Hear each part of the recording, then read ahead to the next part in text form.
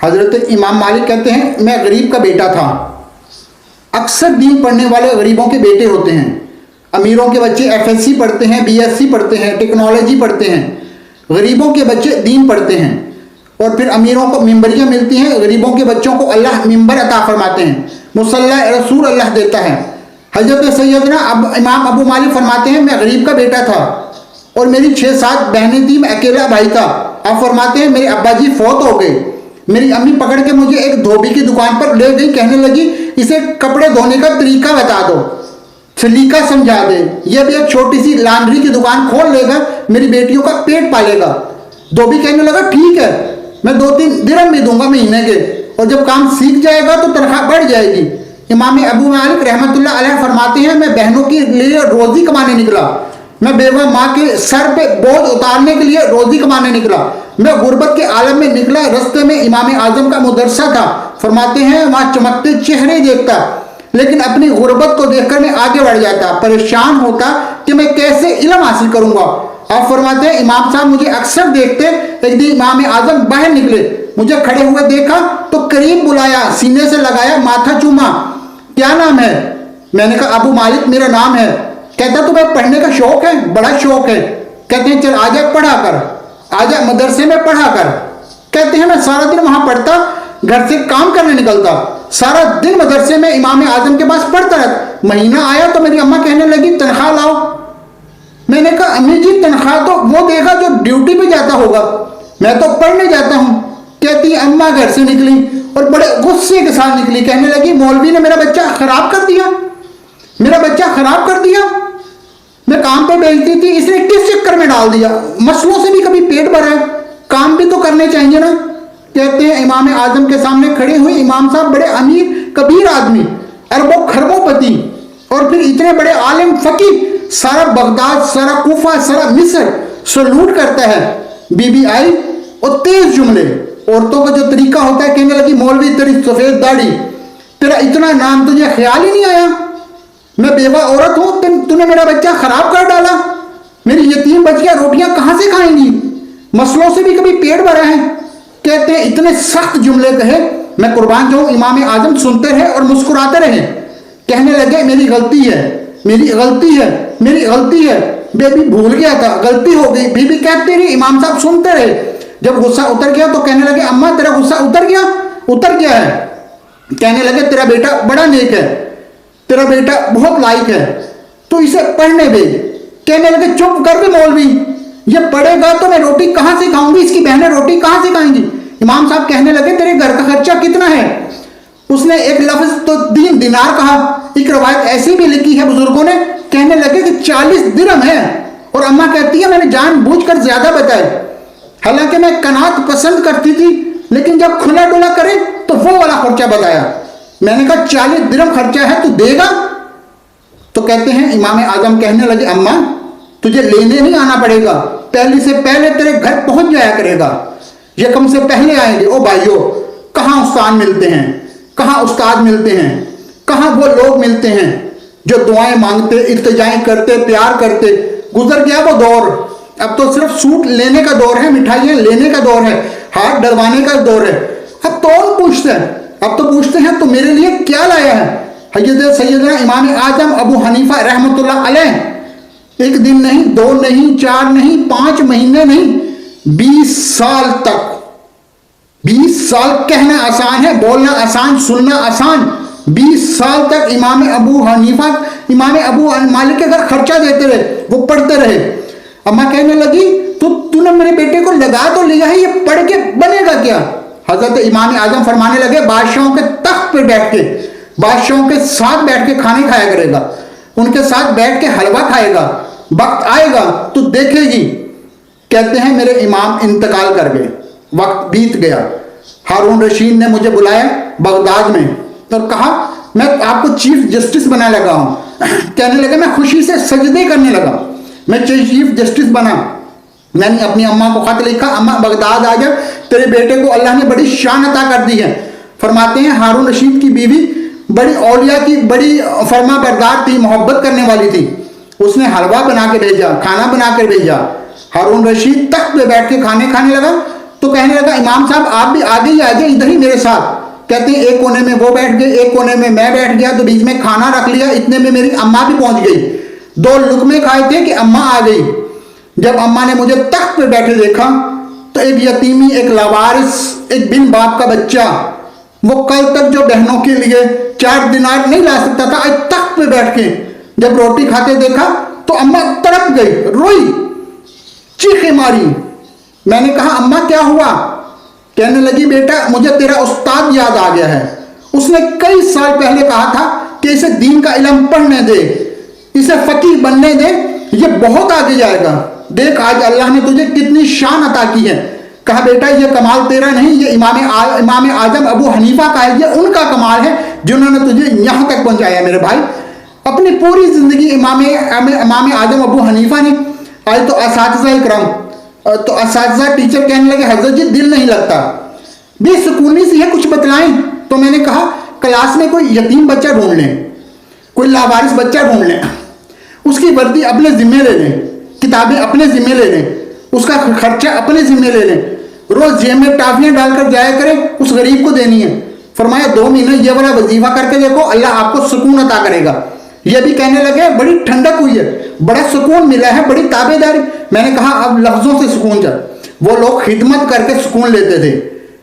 کوفے کا ایک امیر آدمی تھا, پھر غریب ہو گیا.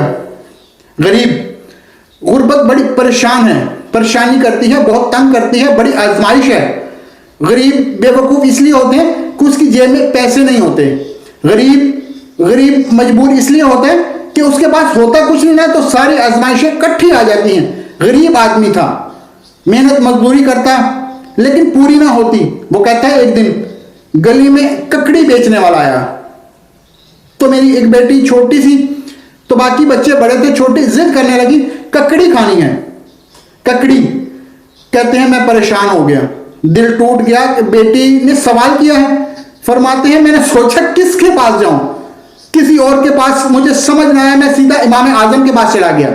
یہ شخص ہے جو مجھے دے گا بھی اور میرا پردہ بھی رکھے گا, مجھے دے گا بھی اور میرا پردہ بھی رکھے گا. یہ پردہ بھی رکھے گا, یہ فوٹو نہیں کھینچے گا, یہ رسوا نہیں کرے گا, یہ پہلے دن فوٹو کھینچ کے فیس بک پہ نہیں لگائے گا کہ میں غریبوں میں تھیلے بانٹ رہا ہوں. یہ اسی وقت اخبار والوں کو نہیں بلائے گا کہ 1 تھیلا اور 6 اخباروں میں تقریر, یہ اس طرح نہیں کرے گا.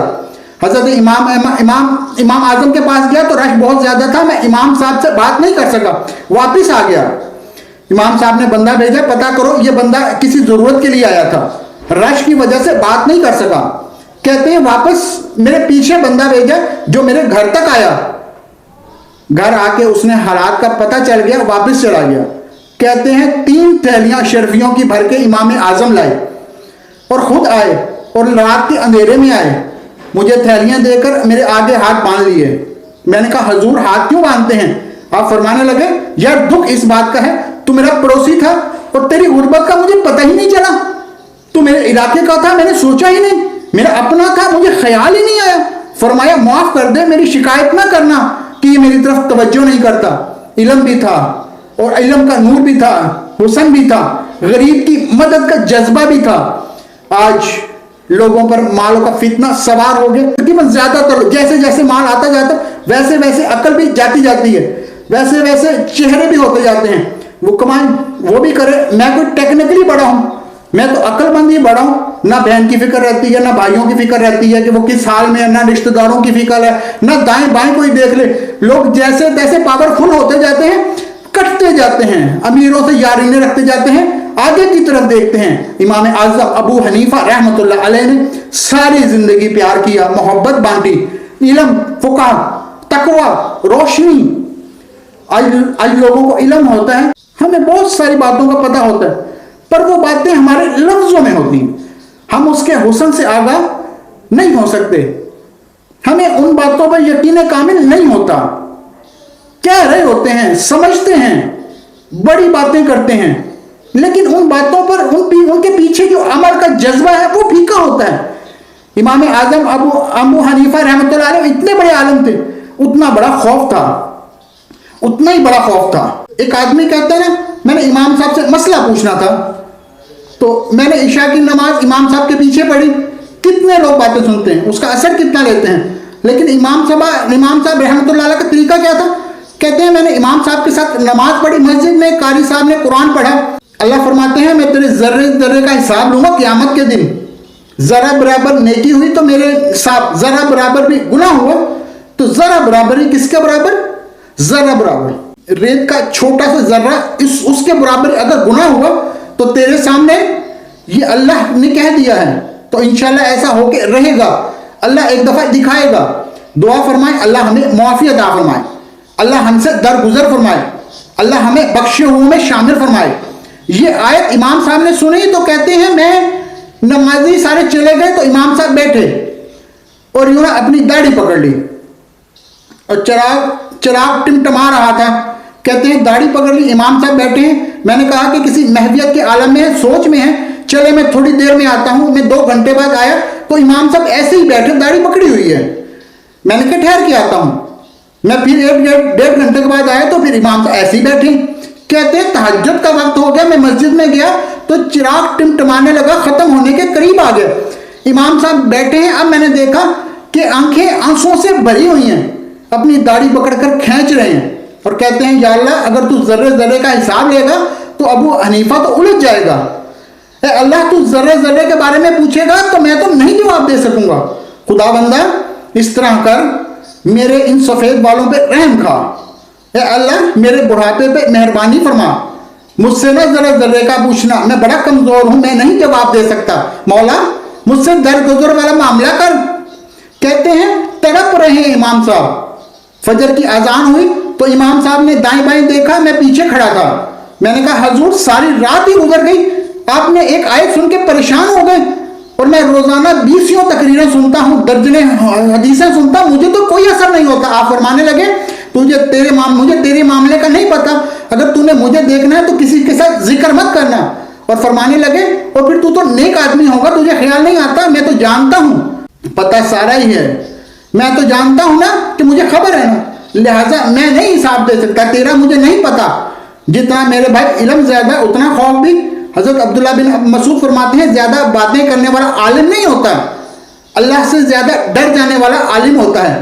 جو آدمی لمبی چوڑی گفتگو کرے وہ فقیہ نہیں، وہ اللہ سے ڈرنے والا نہیں، بلکہ جس کو وہ بات کرے تو تھوڑی کرے، ڈر کے کرے، خوف کے ساتھ کرے، اللہ کی خشیت جس کے دل میں ہو وہ بڑا عالم ہوتا ہے۔ حضرت امام اعظم ابو حنیفہ رحمۃ اللہ نے مالدار تھے اور اپنے مال میں سے حصے نکالتے تھے، امام صاحب فرمایا کرتے تھے میں نے چند 1000 درہم رکھ دیے، حضور کس لیے؟ فرمایا لوگوں کو قرضہ دینے کے لیے۔ نبی پاک صلی اللہ علیہ وسلم نے فرمایا قرضہ لینے والے کو فرمایا کہ قرضہ ایک عیب ہے، بغیر مجبوری کے نہ لینا۔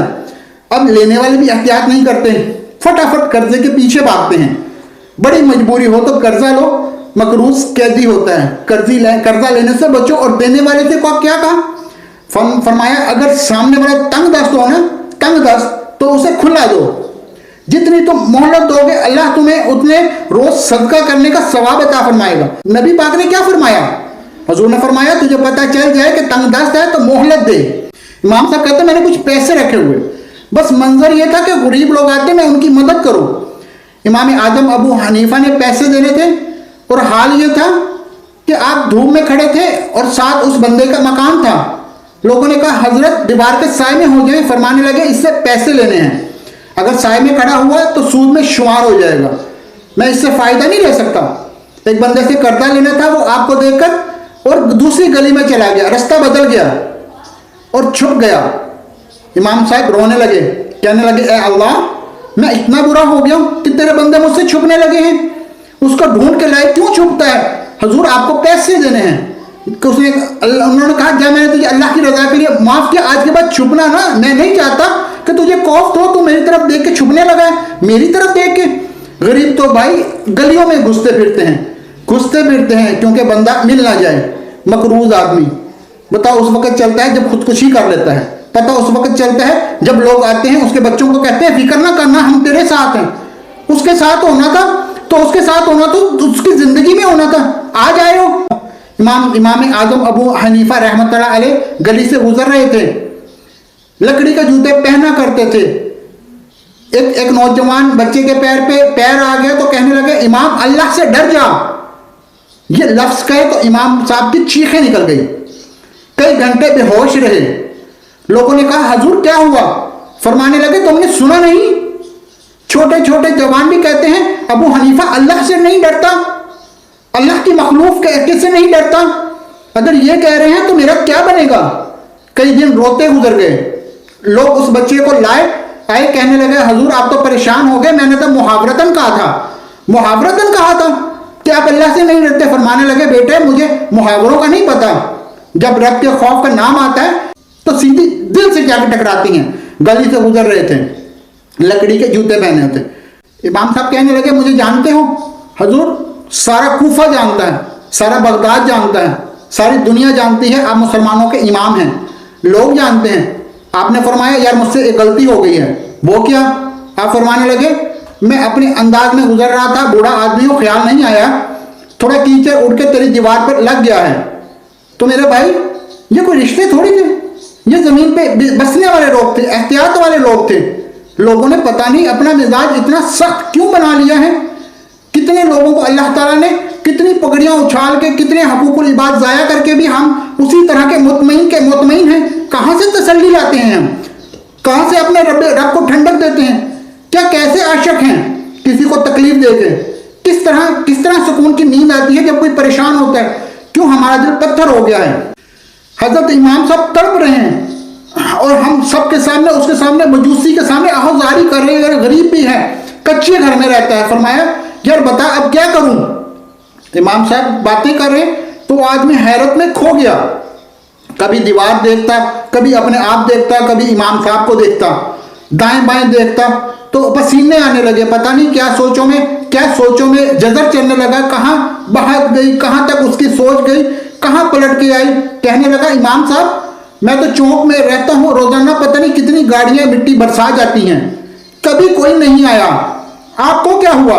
آپ فرمانے لگے مجھے کسی کا نہیں پتا، مجھے تو بس میں نے جو قرآن و حدیث میں پڑھا ہے مجھے تو ڈر آ رہا ہے، مجھے لگ رہا ہے تو معافی دیتا ہے کہ نہیں، تیری دیوار صاف ہوتی کہ نہیں؟ کہنے لگا حضور دیوار کو چھوڑیں، پہلے کلمہ پڑھائیں، میرا دل صاف کر دیں۔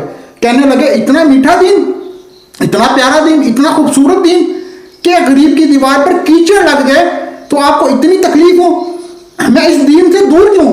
یہاں روز یورپ کہتا ہے کہ مسلمان یہودی شادیاں کرتے ہیں، دنگا فساد کرتے ہیں، نیشنلٹی لینے کے لیے جھوٹ بولتے ہیں، جانے کس قسم کے لوگ پاپڑ بیلتے ہیں، کس طرح اپنا ایمان بیچتے ہیں، کیا اختیارات ہم اختیار کرتے ہیں۔ یہاں ہم مذہب سے آج ہم کو مذہب دین سے باغی بنا دیا ہے۔ ہمارے بزرگوں کا طریقہ یہ تھا کہ چھوٹی چھوٹی باتوں کا خیال کرتے، بہت بڑے عالم تھے، یہ ساری نیکیاں تو ان کی سماجی تھی، فلاحی کی، ان کی معاشرت کی نیکیاں تھی، دنیا داری۔ لیکن جو ان کا باقی کا معاملہ تھا، 4 لوگ ایسے جو ہمیشہ قرآن پاک ایک رات میں پڑھا کرتے تھے، ان میں پہلا نام حضرت عثمان غنی کا ہے، پورا قرآن پاک، دوسرا مولا علی شیر خدا کا ہے، تیسرا حضرت سعید بن زبیر کا ہے، چوتھے امام اعظم ابو حنیفہ جو ایک رات میں پورا قرآن پڑھتے تھے۔ جس جگہ امام اعظم کی قبر بنی ہوئی ہے آج بھی ایک محلہ ہے بغداد میں، اس کا نام ہی اعظمیہ، امام صاحب کے نام پر، جہاں قبر بنی ہوئی ہے، وہاں بیٹھ کے امام اعظم ابو حنیفہ نے 60 مرتبہ قرآن پاک پڑھا ہے، خود پڑھا ہے، یہاں میں نے دفن ہونا ہے، اس جگہ 60 قرآن پاک پڑھے ہیں۔ رمضان کا مہینہ آتا تھا تو امام صاحب ایک قرآن پاک دن میں پڑھتے تھے، ایک رات کو پڑھا کرتے تھے، ایک قرآن پاک سنایا کرتے تھے۔ امام صاحب رحمۃ اللہ علیہ ساری رات نفل پڑھتے تھے۔ لوگ کہتے ہیں کہ امام صاحب قرات کے لیے، نماز کے لیے کھڑے ہوتے ہیں تو ایک رکعت میں 15 سپارے پڑھتے ہیں، تو لوگ کہتے ہیں یہ ابو حنیفہ نہیں، یہ تو کوئی کسی نے پلر کھڑا کر دیا، یہ کوئی ستون ہے، یہ رکوع ہی نہیں کرتا، پورے 15 سپارے۔ یہاں تو ابھی تراویح آئیں گی، لوگ پہلے سے بڑی گرمیوں کے روزے ہیں، وہ آ تو لینے دے بھائی، ابھی شروع تو ہو لینے دے، اللہ بڑا مہربان ہے، اللہ ہر چیز کو بدلنے میں بہت کامیاب ہے، پہلے سے ہی تیاری کر رہے ہیں، مسجدیں ڈھونڈیں گے جہاں اچھا ہو، قرآن جلدی پڑھایا جائے، ڈھونڈ کے۔ 55 حج کیے امام اعظم نے، کتنے؟ 55 حج فرمائے۔